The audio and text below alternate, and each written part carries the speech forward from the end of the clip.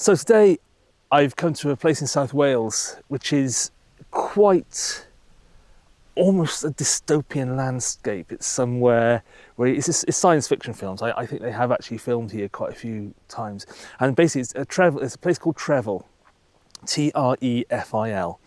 And it's not far from, it's Abergavenny area, I suppose you could say, not far from there as a point of reference. And basically the road I'm on is going to an old disused quarry. And there's another quarry just over that area which is used, but this area here is sort of just a disused access to an old quarry. And what we have here is, again, just in this amazing landscape of Welsh nature, which is incredible. There's these huge, almost you could say modern Neolithic concrete structures, like Stonehenge, but not Stonehenge. It's sort of maybe in 5,000 years' time, people will look at this and think, "Oh, what did they do here? Is this pointing towards Orion? Is this?" But it's not. It's going to be.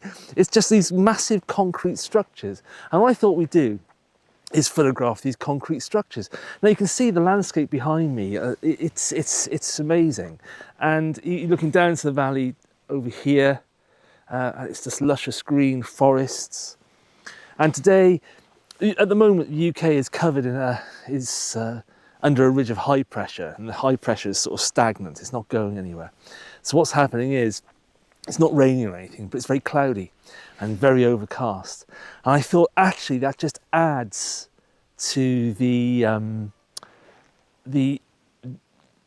really quite enigmatic feeling of the place.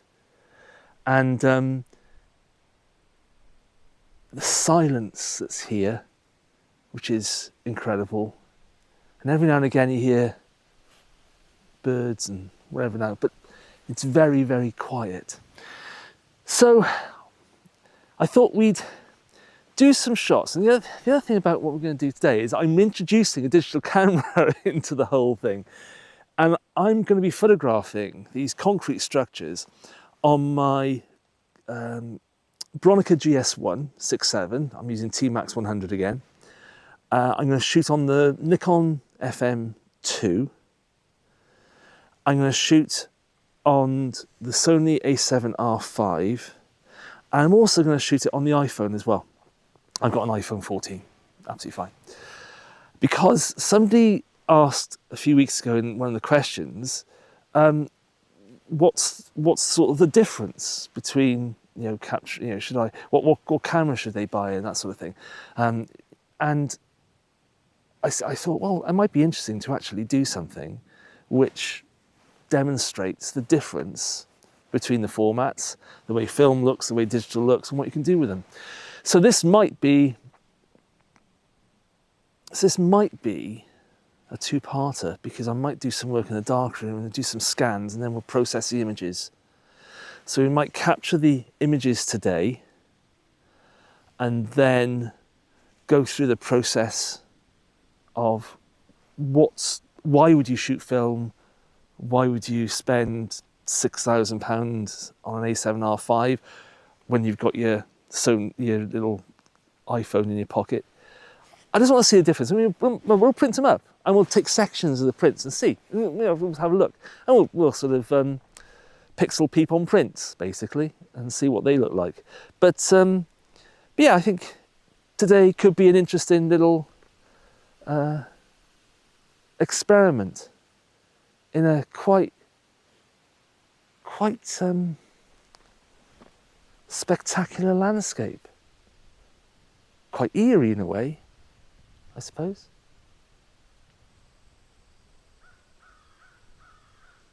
Anyway, let's see what we get.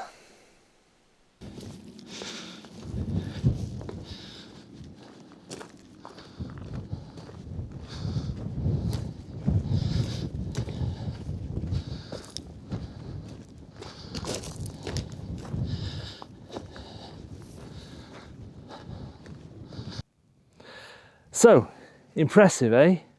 As I said, it's 20th century Stonehenge. That's what it is. It's amazing. It's so impressive. So, here we have the Bronica GS1 with T-Max 100 in it. Nikon FM2. Kentmere 400. No filters.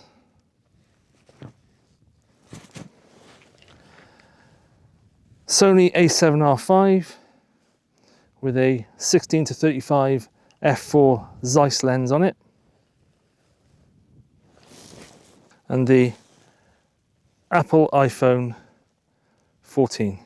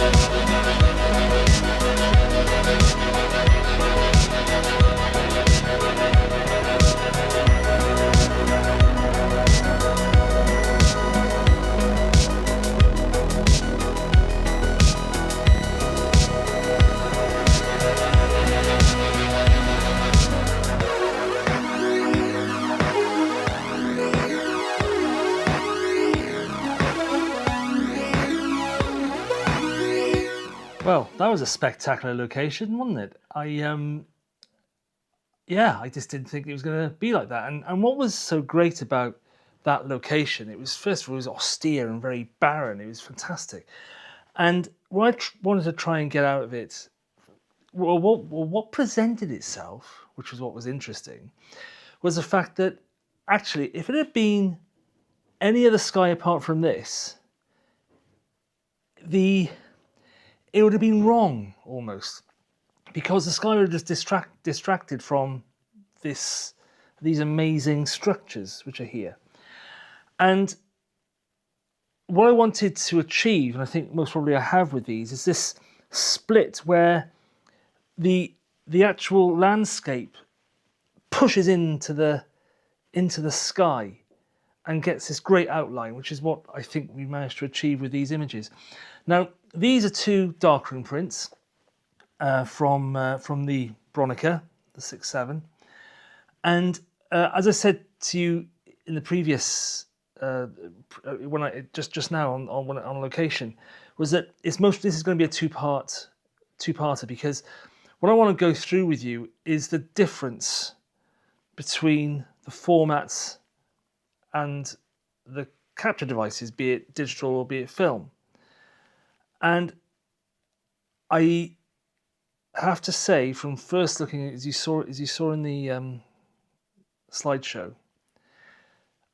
and I've left the digital purposely in colour because it's a colour capture device, so I wanted to keep it in colour.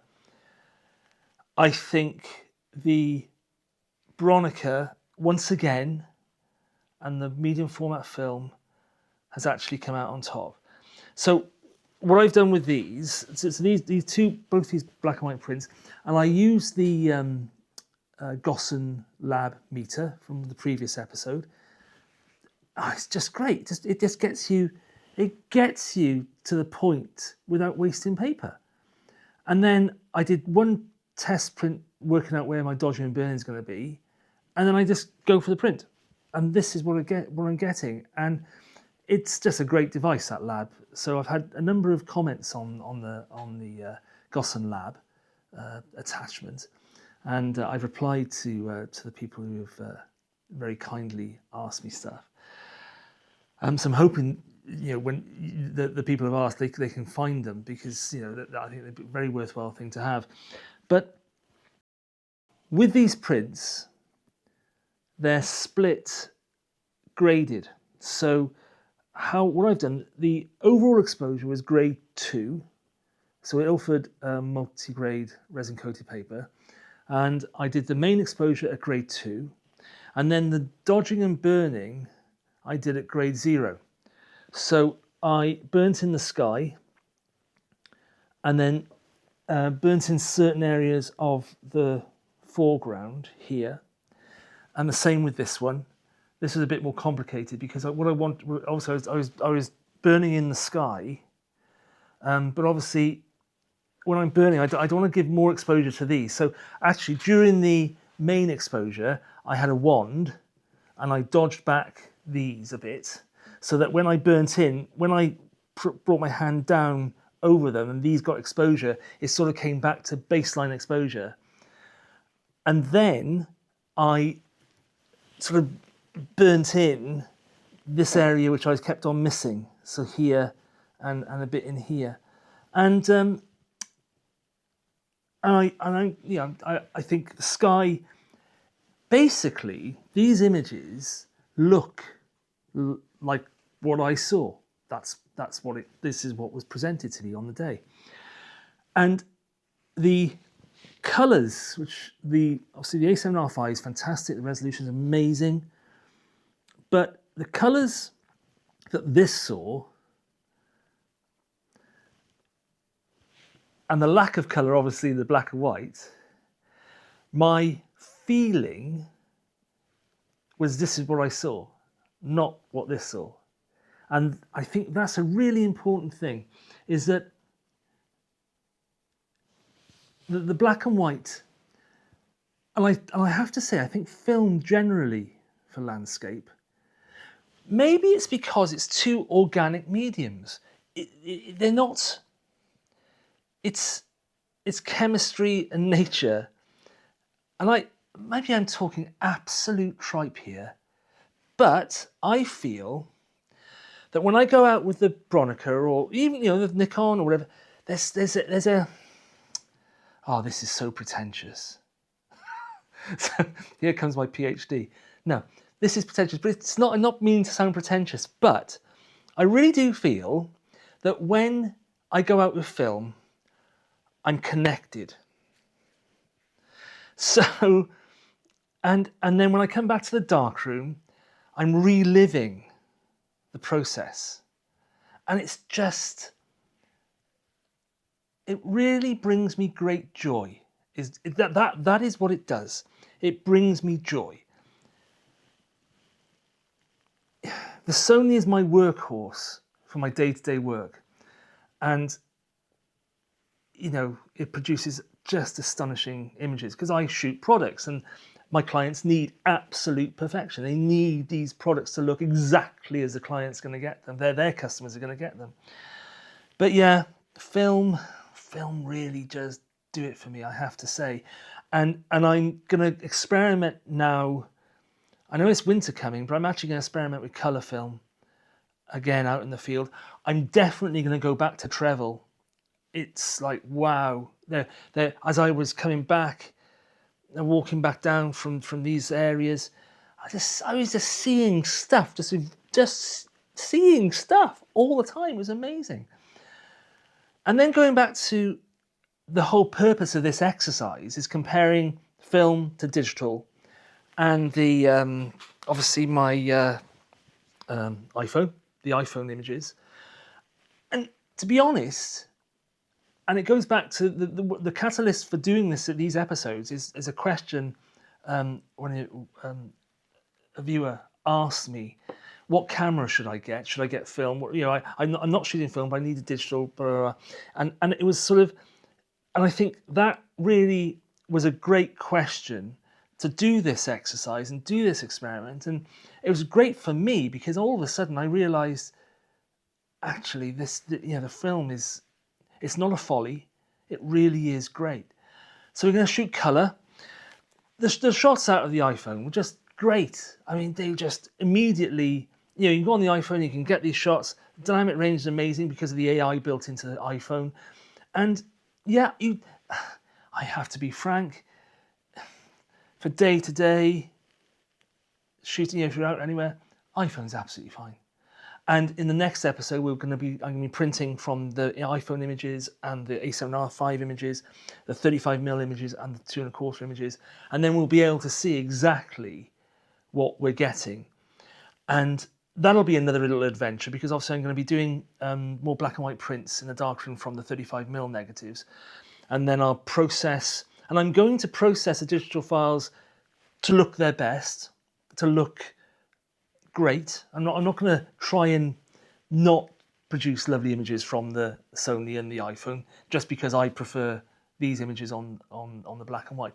I'm going to put effort in. So if you bear with me on the next episode, because I'm going to put some effort in the darkroom and on the computer to get us to where we want to go with the images. And I might, I think I can do screenshot. Yeah, obviously I can screen record as I'm working through Capture One and Photoshop, adjusting the images. So also, if anybody's, so I use Capture One, I use Lightroom as well. But if you would rather me do it in Lightroom, I'm happy to do it in Lightroom. So if you leave a comment down below, if you want me to do Lightroom instead of Capture One, I'll do Lightroom. It's no problem from my point of view. And then we'll process the images, we'll see what we get, and that'll be an interesting episode. A bit technical. Well, not so much technical. It's just going to be a bit touchy-feely. It's basically what you like. It was completely different maybe to what I like. We may all come out of this. I might do a poll even, and we'll all decide what we prefer. And I think most probably, I wouldn't use film in the studio anymore because why would you? There's just no point. But for landscape, I think it has merit. They would look brilliant, I think, on fibre-based paper because the blacks would be even richer, it'd be fantastic. But it's a long process. Fibre-based printing is a long process.